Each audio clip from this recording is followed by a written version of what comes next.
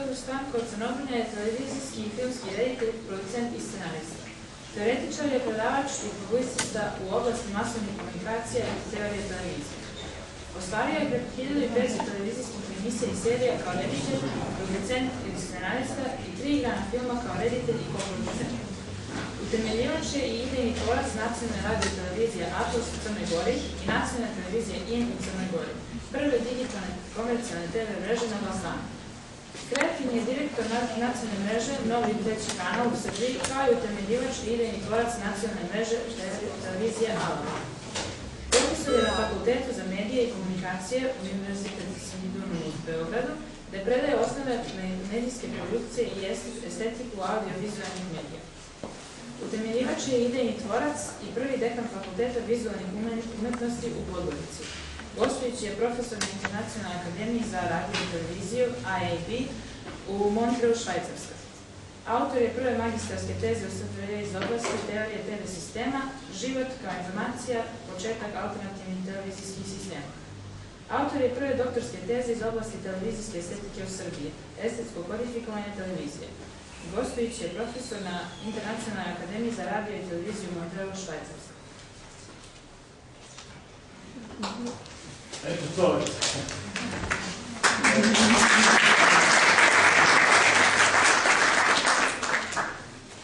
Hvala vam.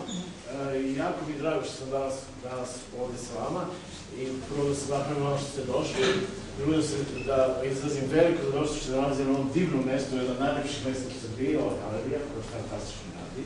I pozivam vas da ako ne dolazite često ljuda, često zato što ona oplemenjuje. I ja sam tu sa mojim dobrim prijateljem Zoranom Hamovićem, koji je vlasnik i rukovodilac izdavačke kuće Clio, koji u stvari već nekoliko godina vodi jednu akciju koja je vrlo zanimljiva širom zemlje Srbije.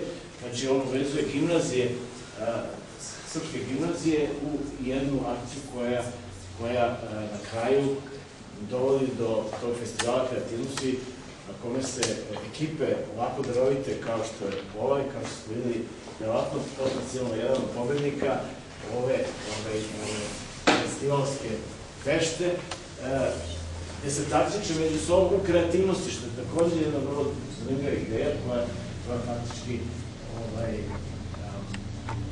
dosta fali u ovih dana, se takmičemo u nekim drugim stvarima i jako vidim koliko su popularni ovi takozvani formati gde se mladi ljudi takmiče u talentu i sa pravom mogu da ih gledaju. Tako da ovo čitam kao jednu priču koja je istovremeno priča jednog posvećenika i srednjika u knjigu, to je opet Zoran, koji veruje da knjiga u svim ovim novim talasima digitalizacije i nove tehnološke revolucije neće nestati, nego će samo naći jedno drugo mesto u vašim životima. I to se stvarno pokazuje tačno. Bila je jedno istraživanje na nekom američkom univerzitetu u Teksasu, gde su svi studenti, to je 2 godine, rekli da im je na neki način mnogo lepše da imaju udžbenik koji mogu da prevestavaju, da ga imaju u ruci, nego da samo rade na ekranu. Je to tačno? Da? Evo, Zoran malo da čuje da neće knjiga da rade. Znači, vi svi, jel tako, volite da vidite da imate udžbenik u ruci i da s njim nešto radite. Međutim, tome svemu suprotstavlja se jedna druga mašina, to je ta mašina. Ko nema ovako mašina? Ko nema ovo ljudi? Evo ti ima jedan. Znači, svi imamo ovo. I sad da znate sledeću stvar. Znači, svaki mobilni telefon u ovoj sobi šta radi? On prima i odašilje. Čak i kad izvadite bateriju, neko vas prati. Znači, mi smo potpuno pod stotinama, hiljadama, miliona mikrotalasnih uticaja kroz koje prolazimo dnevno milion puta. To je jedno potpuno novo stanje. Generacije naših roditelja, a njihovi roditelja, nisu imali tako. Vi i vaša deca ćete biti potpuno konformni sa robotima o kojima su mladi ljudi pričali. Mislim da su oni možda malo zastrašeni tom idejom o intimnosti sa mašinama. Međutim, ja daleko stariji od njih, moram da kažem da imamo ogromno poverenje u taj novi svet koji, kako da kažem, hibridno deluje i to spajanje čovjeka i mašine. Jer to jeste neumitna budućnost. To je vaša budućnost. Koje vi sad? Treba se pitate, šta sam ja za 5 godina? Šta sam ja za 30 godina? Kad pored vas sedi neko ko ne znate da li je robot? Šta sam ja? To nije nešto što treba sad samo i samo film odgledati. To će biti. Kad uđete u radiju, da ćete pričati s robotom ili sa živim čovjekom. Nebitno. Nebitno. Samo će biti bitno da vam se robot dopada kao, recimo ako je neko, uđete u poštu pa je mrska ona gospođa, gospodin, pa kao nešto mrzovoljan, pa vi kakav tip. Bez veze, kako će robot da bude ili mrzovoljan ili mrzovoljan? U suštini, kako ga programiramo, biće stalno bez. Prema tome, ne bi bio toliko zaslušen i pesimističan u odnosu na te intimne odnose sa robotima, ali ono što hoću da kažem jeste da ste vi pripadnici prve generacije, kao što sam ja pripadnik takozvane prve televizijske generacije. Šta je to znači? To je značilo da je moja generacija provela više vremena ispred televizijskog ekrana nego u školskoj klubu.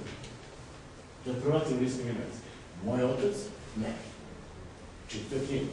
Mi smo prva generacija koja je više gledala televiziju nego slušala nas. Od izračuna. Vi ste prva generacija koja je digitalna generacija, koja će više vremena provede uz ovo nego uz bilo što drugo. Znači, to je opredelenje, to je marker vašeg života. Digitalna tehnologija. Znači, vi ste digitalizovani.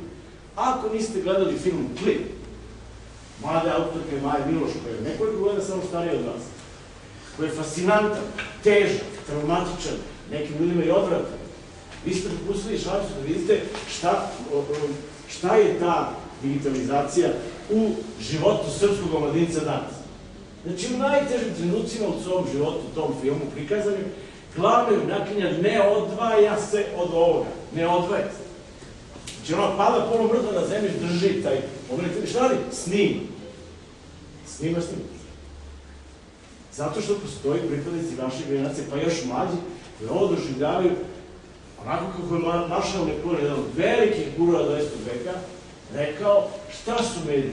Mediji su produžeci naših čuva. Produžeci naših čuva.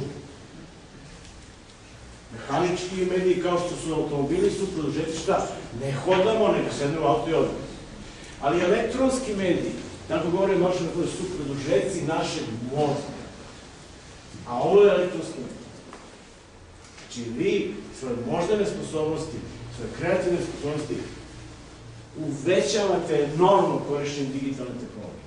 Vi ste ta digitalna generacija. Šta sad ova jedna mala mašinica vama pruža? Ona pruža neviđenu mogućnosti koju civilizacija juri milenijumima. To je sledeća mogućnost. Znači, vi možete na bilo koji projekat kreativno istražiti. Odete na internet s ovom mašinom, da vidimo Zoran Hamić, dobro, Zoran Hamić. Napravite scenarij, snimite scenarij, montirate film, distribuirate film i naplatite pare od distribucije. Sve iz ove jedne mašine, koja je digitalna. To nikad nije moguće. Istovremeno, ti alati kojima se vi koristite, to radeći, su isti alati koji danas koriste i grafičari, i kompjuteraši, i slikari, i fotografi, pa i hirurzi. Digitalni alati. Ti alati su sposobnosti da svi pričaju jedni s drugim. Bukvalno da komuniciraju. Tako da danas to uvijek spomenu Maki Prodanija, imamo znači digitalizovane krave po farmu, koje su čipovane. Neki dan ide u ulicu, tip dolazi u kravati, onako sakom pakom, tašom mašom, kako se kaže, priđe jednoj gospođi koja vodi džukica i kaže, gospođo, jel vakcinisan? Kaže, ko ste vi? On izvodi legitimacija sanitarna, sav miran fine, jeste, on leti izvodi ovako spravu, skenira ga, jeste, u redu se, doviđenje. Znači, čipovan pas. Digitalna tehnologija nam omogućava da svi sa svima komuniciraju. Bukvalno. Tako da će biti ne samo internet ljudi, nego se stvara internet predmeta. Pošto će svi predmeti biti digitalni. Tako što se u svakom momentu znate gde koji predmet šta radi. Pa postoji ta uvek priča koja se priča o pametnoj kući, gdje ima pametni frižider, pa onda frižider kapira šta vi najviše volite, pa onda javlja da toga nema. A ne samo da javlja da toga nema, nego javi tamo lokalnu radnju da toga nema, pa sad više nemojte odati u radnju, nego dođete kući s poslom mrtvi umorni, a tik iz radnje dolazi do ono, sinam, ne znam, ono, Budweiser pivo, volite Budweiser pivo, i moj frižider javio da nema dovoljno pivo. Pritom, nigde love nema, zato što je lova virtualna, jer se sve skida preko ovoga sa vašeg bankovnog računa. Znači, pare nestaje. To je sve koji ste vi živjeti. Zar nije divno? To je sve koji ste vi živjeti. I to ide munjenitom brzinom. Pazite, ta tehnološka revolucija ide munjenitom brzinom. Čak i najzaručenijim mestima na svetu, ova digitalna tehnologija prolazi kao kroz švajcarski sir. Tako da deca danas u Africi preskaču čitave generacije kulturnog uzizanja, obrazovanja, čitave milionima i uključuju se video igrice koje su pravljene u New Yorku, ili pravljene u Moskvi, ili pravljene u Johannesburgu. Znači, oni se uključuju potpuno normalno u neke sfere koje su ranije bile potpuno nemoguće. Dakle, to nekako malo i ovako ilustrovao, pokazat ću vam dve top liste. Vi ste sada u uzvištu kada verovatno razmišljate o tome šta ćete biti, šta ćete se baviti i tako radite, prastite i za to zajedno. I ove dve top liste će možda da vam pomogu u nekom odlučivanju prema karijeri koju ćete hteti da ostavite kad za to dođe vreme. Smolim što se desilo s ovim signalom.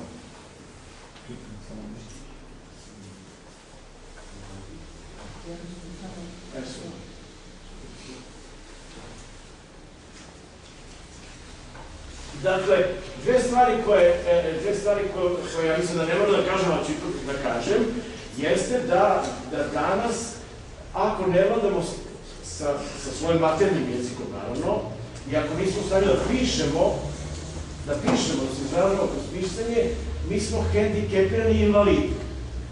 Znači, ja kažem, učite da pišete. Jer vidite, ovo sve neko napisao ovaj tekst.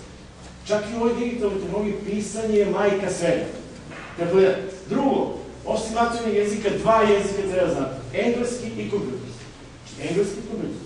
Pošto engleski sticano okolnosti, sad ne ulazimo zašto, je globalni jezik. To, pošto imate sumnju da nije. Prema tome, jedna to pristaje na našem jeziku, jedna je na engleskom. Nadam se razumećete ovo. Znači, najvažnijih životnih oblasti. Postoje na prvom mestu medij i kultura. Na drugom, okruženje, odnosno ekologije. Ono što nas okružuje. Treće, biznis. Četvrti, tehnologija. Peti, politika. Šesti, aktivizam svih mogućih vrsta. I sedmi, umetnost i životni stil. To je ono što je danas neka top lista oblasti u kojima ima najviše života i koje najpropulzivnije deluju i postoje. Druga top lista je lista naučnih otkrića. Idemo od nazadca. Znači, transplantacija, izvinjam se, čujem su naša, transplantacija organa, znate da je započela još pre 40-50 godina, raznim i sada postaje potpuno normalna i taj bioinženjering i uopšte rad sa novom medicinom je nešto što je tek na 10. mestu. Evo ih roboti i veštačke inteligencije. Znači, da se ne uplašimo, oni su 9. Elektronski transfer novca, vidite za ovaj kataklizmu u Kipru. Zatvorili su im banke, ne mogu da transferišu novac putem ovih mašina da vade lovu iz mašina. I to je potpuno agonija nacije. Nacija ne zna šta će. Ja idem preko na Mokru goru, gde Kusturica ima drveni grad. Jednu stvar koju oni napišu kada odete na Mokru goru, na Mokroj gori nema ATM mašina. Znači, ne možete da radite lovu iz mašina. Namerno. Jer je to jedna od velikih dometa ove savremene digitalno-elektronske civilizacije. Namerno Kustur ne da se lova tako transferiše, hoće na stari način. Nuklearna energija broj 7, koliko se priča o broju koja je važna, kako je bitna, kako utiče, mobilna telefonija broj 6, svemirski letovi broj 5, personalne računarije broj 4, digitalni mediji kao takvi u kojoj pričamo, su 3 Genetsko inženjerstvo koje je stvar budućnosti visoko treće mesto, znate šta znači genetski inženjerisati ljudska bića, pa ne samo ljudska bića, nego sva bića, je ogroman novi, tako kažem, zahvat civilizacije. I šta je podijelo? Internet. Znači, to je jedan od najvećih dometa civilizacije svih vremena, a je bukvalno svih vremena. Znači, mi smo šta? Mi smo želeli kao rod, kao ljudski rod, milujemo da imamo jedan medij koji je istovremeno interaktivan, trenutan i radi principom svetosti. Da istovremeno ima memoriju koja je toliko masivna da u sebi može da sadrži milijarde podataka, informacija, klipova i svega toga što zovemo neka civilizacijska memorija. Znači, to nam sve pruža internet. I to sam samo rekao 2-3 male stvari koje internet pruža. A kada krenemo neko detaljisanje sa društvenim mrežama, sa svim ovim ostalim stvarima koje se dešavaju putem interneta, i tu bi malo prosto spustio taj skepticizam kod mladih ljudi, pa i kod starih, a to je da, čuo sam jednu rečenicu, da se tu otuđuju društveni odnos. I ljudi postaju sami. To je strah, večiti strah ljudskih bića od novih tehnologija. Ja ne bih preporučio da budete zastrašeni novih tehnologija, a pogotovo ne idejom da ćete biti usamljeni. Jer pazite sad, ima druga strana priča o društvenim mrežama koja glasi. Ima ljudi koji su, naravno, ovisnici o broju lajkova. Tako? Znate? Strpate se na Facebook i onda gledate da vas je neko lajkova. Ili koliko prijatelja imate. Znači, kad je pre 10 godina neko mogo da ima prijatelja u Japanu, da s njim uživo razmenjuju interaktivne informacije? Kad je to mogo? Samo s internetom, samo društvenim mrežama. Znači, oni ne otuđuju, niti ne usamljuju, oni samo daju jedan novi kontekst u koga ćete vi živeti, iz koga možete maksimalno da iskoristite davanja te tehnologije. I ja sam tu da vam te neke pozitivne stvari kažem. A ove gospođe što izdaju ovakve knjige su tu da budu malo pesimistične, ne ove, autorke knjige. Da budu malo pesimistične, da vas nateraju da malo razmislite šta ćete vi da se ne umrte. Ali ima čovjek koji se zove Nam June Paik, zvao se, Koreanac koji žive u Americi i on se smatra za oca videoarta, videoumetnosti. On je sve ovo video što mi sad pričamo, pre 56 godina. I rekao, mi ćemo jednostavno morati da steknemo nove sposobnosti i nove načine prilagođavanja tom novom agregatnom stanju, te stvarnosti u kojem ljudi ne rade. Ono što su radili milionima, fizički rad. Rade umni rad. Ili se zabavljaju. Pazite, realnost u kojoj se zabavljate. I on kaže, jedino u informacionim tehnologijama i u kocki bezgranične su mogućnosti. Znači, civilizacija ide ka tome da bude, kako da kažem, uvezana internetom u taj jedan virtualni svet, a s druge strane, da se kocka opcijama koje život pruži. Pazite, to se izgleda možda malo previše onako liberalno, ali to je neka stvarnost koju saglasni su mnogi naši savremenici tako biva. Prema tome, evo sada jedna situacija u kojoj se pojavljuje reč koja se zove konvergencija. Šta bi to bilo? Ova mašina koju sam malo pre pokazao u sebe, vidite šta sve ona u sebe integriše. I laptop, i ove sluške, znači audio, i fotoaparat, i ovaj neki tamo faks, šta je, i mobilnu telefonu i tako dalje, i sve ih pretvara u jednu mašinu za koju mi još uvek nemamo ime. Ali to je jedna multimedijalna platforma koja vam omogućava upravo što sam malo pre rekao. Da budete i producent, i distributer, i naplaćivac svojih sobstvenih kreativnih proizvoda. To nikad u istoriji nije bilo tako. Znači, konvergencija, sve ovo je onako zanimljiva ilustracija. Da li neko zna šta je ova crvena kugla ovde dole? Sirena. Nije. Iza sirena. Šta je ova crveno sve? Volim? Nije. Znači, ove godine slavimo, ne znam, 35 godina filma koji se zvao Odiseja u svemiru.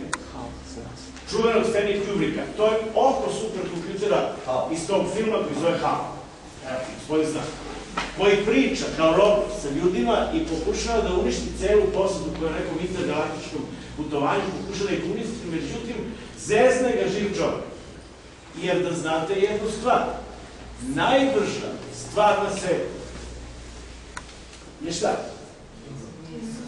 Tako je, evo, misao. Prema tome, dok naprave kompjuter koji će biti toliko brz, potreće još vreme. Dakle, imamo konvergenciju svega ovde, telefon, laptop, satelitski, starinski fajlovi, pisaća mašina, sve u jednu spravu koja je digitalizovana i deliver what your customers want. Pazite, ovo je malo ovako igra, reči convergence. Gledajte, poenta je da će sada biti moguće da se kreativni ili bilo koji drugi proizvodi, sadržaj, tako zvani content,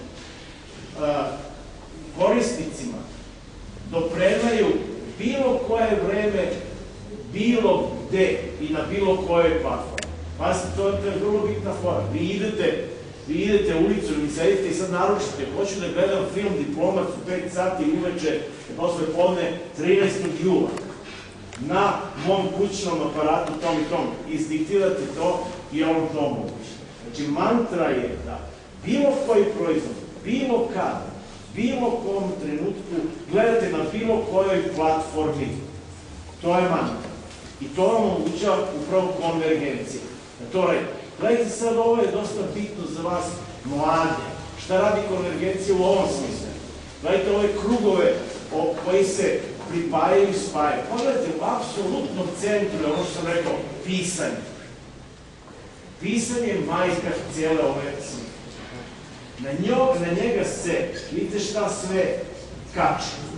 Da bi se dalje kačilo ovo.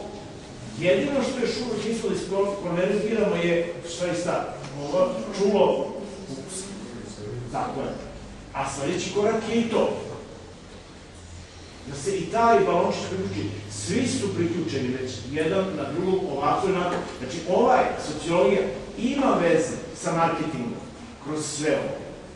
Centar svega je pisanje. Znači, naučite da pišete. Jer, kada budete dobijali svoju čuvenu 13. junijsku nagradu ili nagradu Oskar, vi ćete morati nešto ljudima da kažete. A oni imate trap toliko na osnovu, kaže, nešto sam ja napisao, pa hvala mame, hvala tati, i tako dalje. Nešto pametno će trebati da kažete. A i ovo, kao što vidite, sve je napisano. Naravno, u kratkim relacijama je napisano. Vidite ovde, pisanje u narativu. Narativa je pričanje priče. Koja se šta? Kači na video, na film, na glas, na muziku, na zvuk, na animaciju, na fotografiju, na ilustraciju. Na ikonografiju, na vizualni dizajn. Vidite njega koliko je veliko. Na tipografiju, na dizajn istorije, na istoriju umetnosti i tako dalje, tako dalje, tako dalje. To se dešava u vremenu u kome ćete vi odlučivati šta ćete da budete i s čime ćete se baviti. Znači, znajte koliko su stvari povezane i kako to izgleda u ovom smislu. Znači, vidite kako to deluje, nećemo mnogo toga. Vidite, ovo je tehnologija koja je uvek uz vas, uvek pri telu. Ovo je s vremena vreme pri telu i ovo je fiksirana tehnologija kod kući, kao što nekad bio telefon, nikad nije išao napolje na kući. Vidite kako progresija vodi konvergencijom do nečega što još ne znamo šta je. Vidite, ovdje ima, šta kaže, single task, znači jedan jedini zadatak. To je tehnika koja je jedan jedini zadatak. Telefon, telefonirate. Ovo je više taskova, odnosno više zadataka. I ovo je visoka tehnologija koja ima visoke platforme u sebi sažete. Tako da u tom smislu konvergencije je nova kultura. Nova kultura konvergencije koja se, kao što vidite, manifestuje u raznim sistemima spajanja u razne sisteme, kako da kažem, društvene, tehnološke, kreativne, naučne. Sad je taj krug, taj kružni tok ono što definiše našu civilizaciju i naše dnevne tokove. Ovo je jedna umetnička interpretacija konvergencije. Vidite kako ide zvuk, slušanje, kako ide putovanje konvergencijom kao finalnom stanju 3G, mobilnom i tako dalje. Hoću samo da dođem do jedne slike, a to je ova slika koja je za nas vrlo bitna. Gledajte, medicina, mediji i proizvodnje. Sad, pre 2 godine su izgledali ovako, oni su se doticali. Doticali su se u ovoj meri. 2030. godine kad vi budete imali koliko? 35, 40 godina, tako da budete imali, to će skoro biti jedna ista stvar. Znači, medicina će se vršiti kroz medije i kroz nekog proizvoda. Znači, a 2050. kad vi budete benzosi, to će biti stvarno jedna. To će biti jedna ista stvar. I proizvodnja, i medicina, i medije. Znači, stvar se kreće ka tome da se, kako kažem, da se konvergencijom kreću jedan veliki masivni tok djelatnosti koji ćete vi morate prosto da prihvatite kao novu prirodu. I to je ono što sam teo u ovom malom, kako kažem, obraćanju da skrenem prosto pažnju. Samo da vam još kratko prikažem još nešto.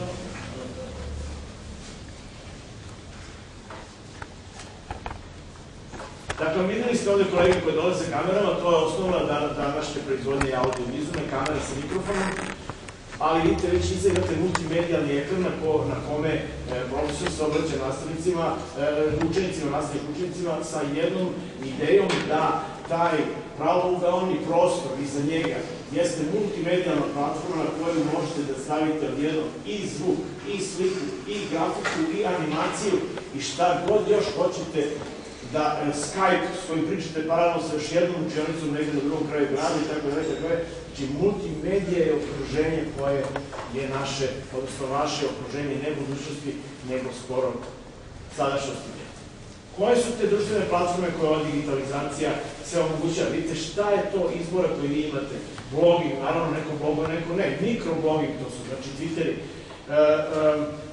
Platforme koje držaju jako komplikovane sajtove, widget, social networking, chat rooms, message boards, podcast, video sharing, tako dalje, tako je u svemu tome učestvujete vi ga kreirate i to vam se vraća onako kako ste vi u tome plasirani. Znači, u neposrednoj budućnosti vas će da prepoznaju po broju ovih tačaka kojima pripadate i kojima komunicirate. Znači, vaša će biti biografija obeležena ovim, a ne onako kako je koleginica čitala moju biografiju. To je, znači, nešto što je, govorimo, prosto jedno medijsko okruženje i ono što radite kad radite web dizajn, a radite obično svaku stvar. Prvo analizirate ono što hoćete. Dalje radite specifikaciju stvari koje ćete da uradite. Tako, to malo da povećamo. Onda pristupite razvoju te ideje i specifikacije i dizajnu. I onda opet ova čarobna reč writing. Content writing. Znači, morate napišete sadržaj. To se u našoj slučaju zove scenarij ili sinopsis ili kako god hoćete scenarij. Ali neko mora da ga napiše. I da znate da tu ima jako mnogo budućnosti, perspektive i posle to nikada neće da iščezne. Coding, u ovom smislu, kodirate ovo sve do sada u specijalni jezik koji se zove kompjuterski jezik. Testirate to što ste uradili, promovišete jer se pojavljate na tržištu i onda, ono što kod nas skoro da i ne postoji kao praksa, a to je održavanje. Cijelo slušao ministra jednoga koji je govorio na televiziji kako je epohalni projekat Srba svih vremena i je taj čudesni kanal od Beograda, od Dunava do Soluna. I to bi recimo mi svi zajedno 6 miliona i još 6 miliona Kineza da dođu da gradimo 100 godina i da ga napravimo. To je sve okej. Da se mi zadužimo 200 milijardi dolara, okej. Ali jedan Srbi neće da stavi budžet za održavanje. Ne postoji. I zato imate čuveni tako kanal Dunav-Tisa-Dunav koji je bio ponos u socijalističkoj Jugoslaviji koji koristi 20% svoga potencijala zato što nikoga ne održava. I to treba vi da menjate. Vi to treba da menjate. Vi idete ovim gradom lepim. Koga održava? Gde je budžet za održavanje? Beograd, Trg Republike, centar države je samo u rupama, u blatu, u kaljusti. Zato što nigde nema kinta za održavanje. Niko se nema održavanje. Mi možemo da napravimo kuću kako hoćete, da smo strahoviti dobri građanari, ali nemamo posle stavka održavanja. Vidite šta kažu pametni ljudi. Maintenance and update. I to treba sa sobom da radite samo. da se održavate i da se unapređujete. Znači, dok ste živi, da se održavate i da se upgrade. I tako dalje, i tako dalje. Samo svet u kome živimo. I sad još jedna za kraj. Slušajte. Naučite da slušajte. Da slušate. Imate svoje ciljeve, imate svoje, kako da kažem, neke zahvate koje želite da obavite. Napravite plan. Onda razvijete sadržaj toga vašeg idejnog poduhvata. I onda se bacite u akciju, što će reći produkciju. Producirate to što hoćete i na kraju izmerite učinak toga. I to je još jedan od tih čarovnih krugova. Vidite, ja vam pokažem sve krugove danas, jer je sve uvezano tako jedan uzročno-posledični tok koji se cirkularno kreće, neko bih rekao spiralno se kreće iz zlatnog u gvozdenog do ponovnog zlatnog dobu u kome se vi sada nalazite. I evo samo još jedno, znači 2010. ovakva jedna mašina koju ovaj gospodin drži u ruci, u sebi sadrži sve ove mašine. To je takva agencija koja priča. U sebi sadrži sve ove mašine. I sad ovaj čovjek, ovde pretvoren, je apsolutni vladalac svoje ideje. Znači može, kao što smo rekli, da bude producent, može da bude distributer i može da bude prikazivač onoga što radi i da sve to naplati u jednom, kako da kažem, poslovnom modelu. I vidite koliko su socijalni društveni mediji razvijeni. Ovo je samo jedna mala mapa svega toga što definiše digitalnu stvarnost 21. veka i to samo početak 21. veka. I naravno osnovni alat, onaj koji su malo prepriče, evo ga ispred mene, evo ga tamo, koje vi treba da baratate kao sa olovkom i sa papirom. Do te mere treba da budete konformni sa tim alatom, da biste mogli da budete konformni sa ovako malo složenim i da bi bili potpuno jasno s tim šta vam pružaju te tehnologije. Štampa neće nestati, samo će se preseliti na iPodove, kao što vidite i na ovaj film. Neće nestati, on će samo postati digitalan. I radit će se ovako. Jer se već tako i radi. Veliki tata od cele ove revolucije, Rupert Murdoch, koji je pre 2 godine doživao veliku kataklizmu zato što je istovremeno bio i lopov, prema tome čuvajte se lopovluka. Nemojte da budete lopovi zato što i najveći magovi kao što je on na kraju doživio strašan debakl.